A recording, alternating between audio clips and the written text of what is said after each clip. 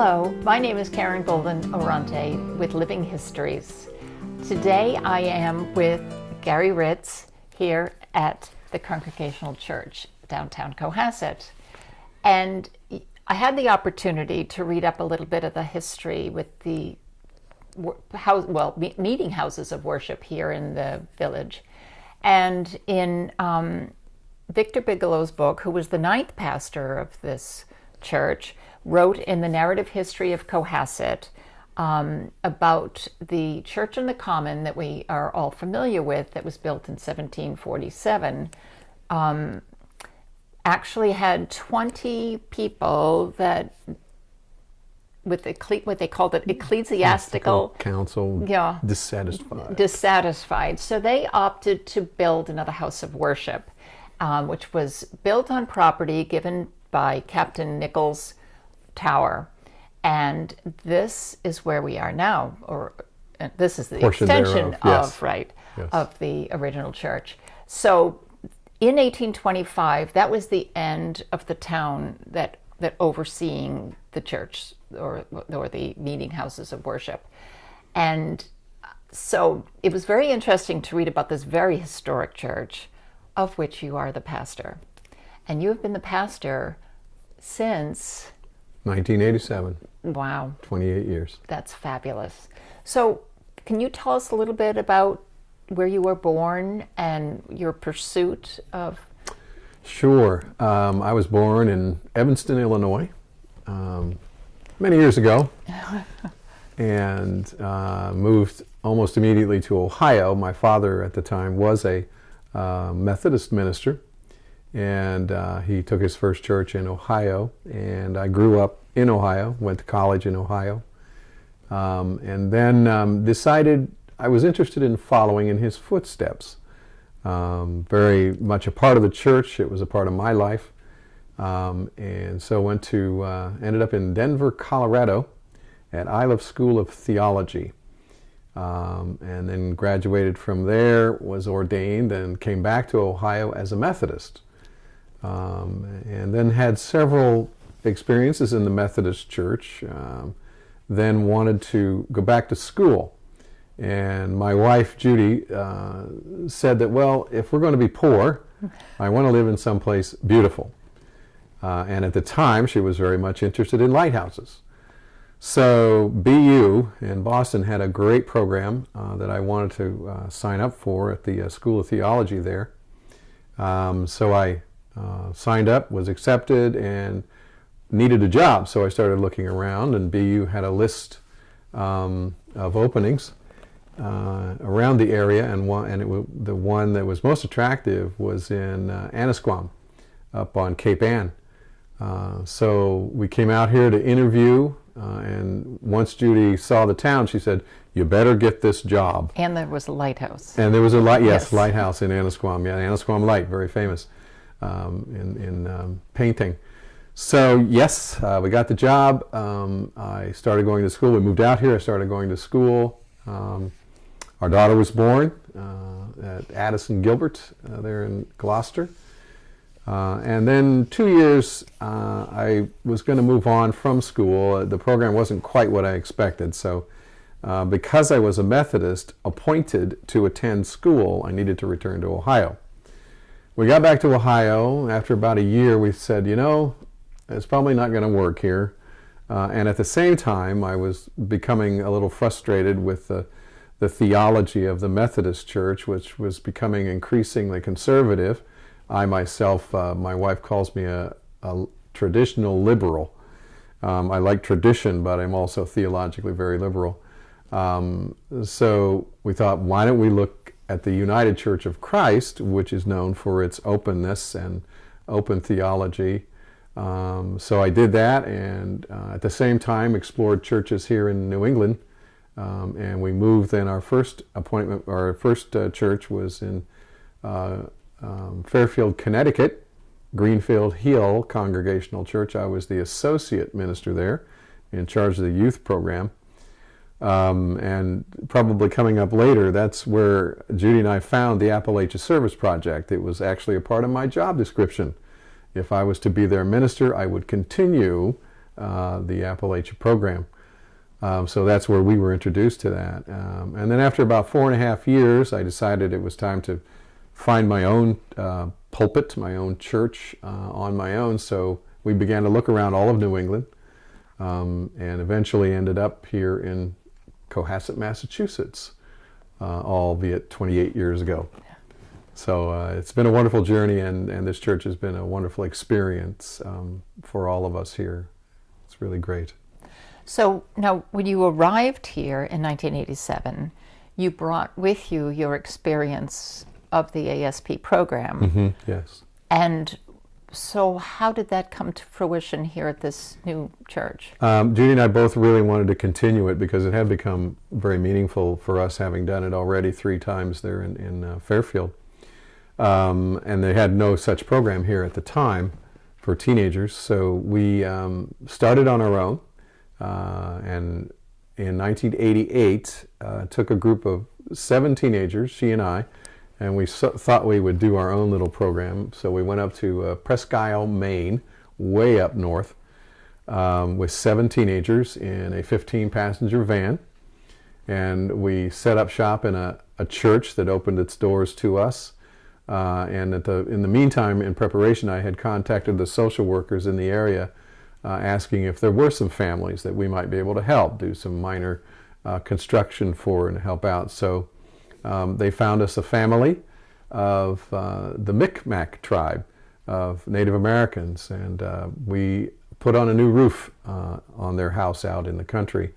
And at the same time, this group of Native Americans was very kind to us and showed us their culture, and took us on a walk up through their mountains that they were so proud of. And it was a wonderful experience. And from there, with those 7 teenagers, it began to grow. We found Appalachia, it was very hard to pull all that off on our own.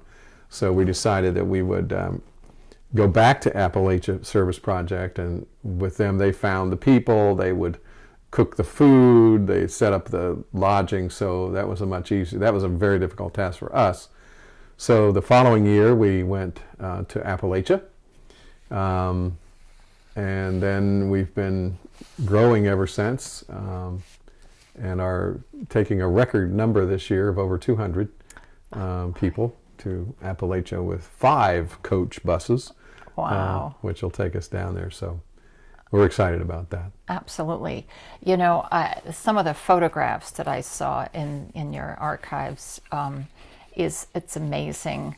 We have, now this was, I don't know what southern town, this state this was in, this that particular picture one. is in Winchester, Virginia, on our way back. Okay. So this is where we stay overnight. What is amazing is to see the amount of smiles on the kids' faces, and what they're, and these that will show up close, but them taking naps, because what they're doing is just what they're not used to. Well, first off, what they're not used to. But I mean, they're with power tools and saws and drills and reciprocating saws and hammers, and on the roofs putting up asphalt shingles, and it's amazing. But they're doing it with a smile on their face. Yes. They're having fun. Yes. And having children go on the ASP once or twice, they come back.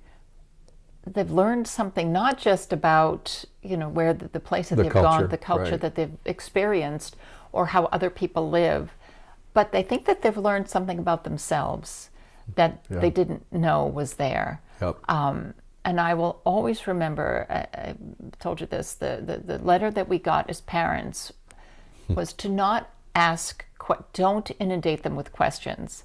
Wait for them to come to and speak. And I thought, well, I know my son, but he was not communicative in the beginning. I mean, I really needed him to like digest everything and have it all sink in. Okay, well, now I'm back in Cohasset, where, you know, I have a roof over my head, and there's stairs literally that go into my front of my house, not a ladder. So Yeah. And it was very difficult for them to adjust to that living, but recognizing what they have as well. Yeah. So it's just an amazing project that you've introduced to Cohasset. Yeah. And I think anybody who's been on it will say in years to come that was definitely one of the most And amazing we guarantee experiences. that the kids will change. Yeah. Some greater than others. Yeah. But there'll be a shift inside that happens to them because of what they see, and because of their ability to help. You can't buy that. No. It's just really great. Their hands have made a difference in someone's life. Yeah. That's great. That's good stuff.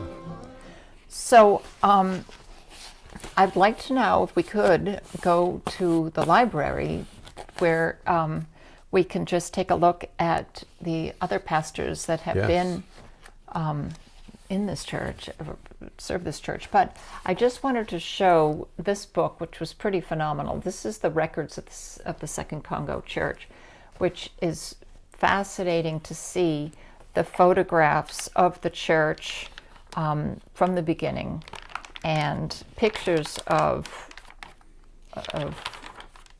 different pastors, or as the church has grown and added on. Yeah, it started out as a one-story house of worship with one room. And then over the years they needed more room, so they actually jacked it up off the ground. I think there's some pictures in there with that. I think it was 8 or 9 feet, and then built a room underneath it. And then each, probably 20 years or so, there was another addition put on, and this is the final one here, built in 1989, and we dedicated it in 1990.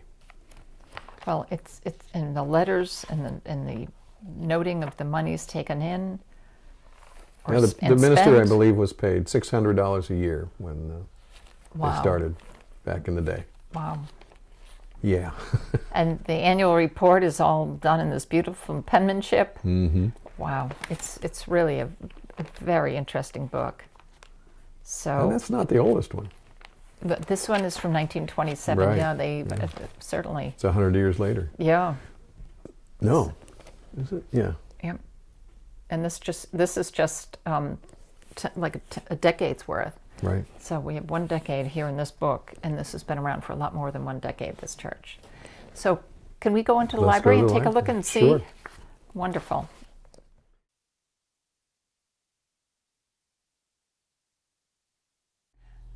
So Gary, I understand that you'll be retiring. Yes. Yes. After 28 years here, it'll be 29 in June of 2016. Mm-hmm. And probably, let's see, about 46 years in the ministry. Wow.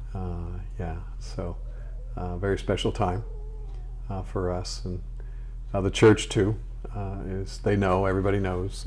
I put it out in the open because I didn't want to be, by myself thinking about it. So, or keeping. Some people know, some people don't know. So, it was announced, and so Judy and I are trying to make some plans and figure out what comes next. And then the church at the same time will begin a search process and interview pastors and from around the country at their invitation, and then there'll be a small search committee that will pick one, and they will recommend them to the church, and then the person will come and preach. Then the church will vote whether or not to retain this pastor. In the meantime, there'll be an interim.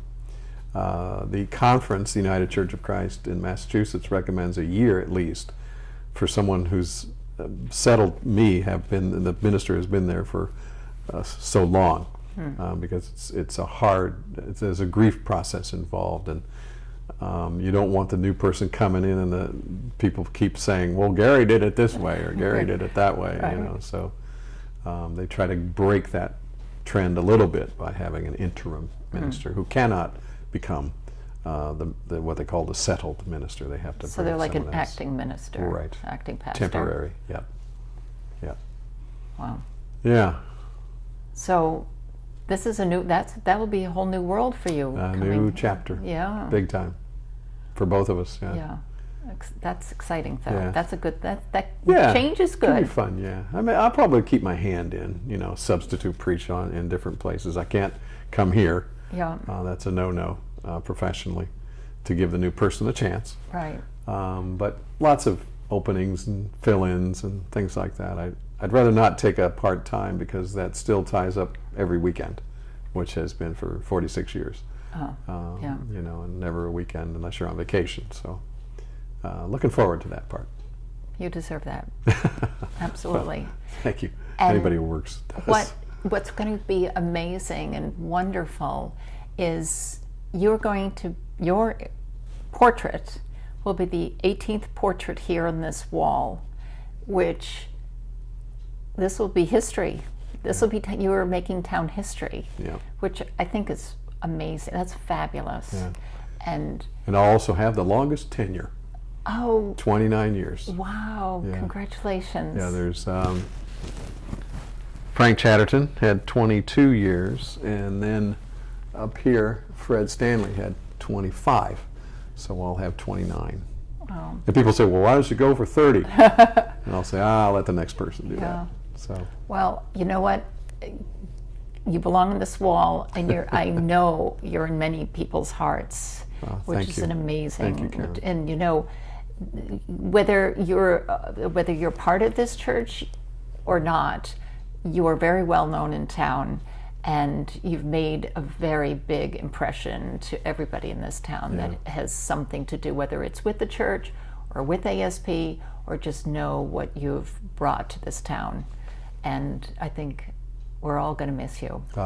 thank you, Karen. I hope you remember us Oh, yes. on your next phase. Yes. So, Gary, thank you so very much Thank for you, allowing Karen. me to come here and film you.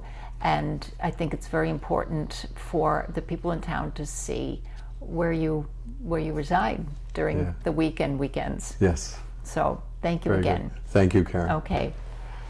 Thank you for watching Living History.